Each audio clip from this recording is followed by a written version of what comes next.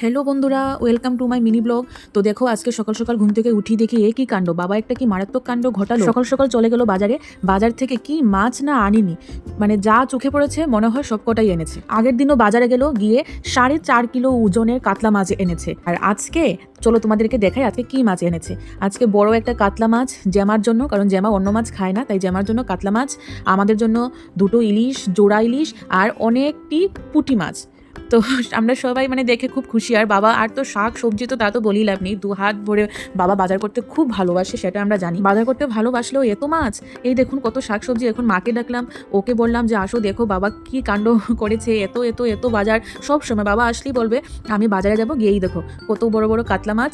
আর আগের দিনও এনেছে 4.5 কিলো ওজনের কাতলা মাছ, সেটার ভিডিও করিনি, কেটে এনেছে। তো বাবা এত মাছ এনেছে, তো আমি জামাকে বলছি জামা দেখো আজকে বাবা কত মাছ এনেছে। তো জামা বলছিল নিশ্চয়ই তুই বায়না করেছিস, তাই এত মাছ এনেছে বেআই মশাই। আমি বলি আমি কোনো বায়না করিনি, তোমার বেআই মশাই মাছ কিনতে বা মাছ খেতে, মানে খাওয়ার থেকে বড় হচ্ছে মাছ কেনাটা, খুব পছন্দ করে। তো জামা হাসছিল। আর ময়ূক জামাকে গিয়ে বলছে দেখো জামা, তোমার বেআই মশাই তোমার জন্য কাতলা মাছ এনেছে, বড় বড় কাতলা, তুমি খাবে তো?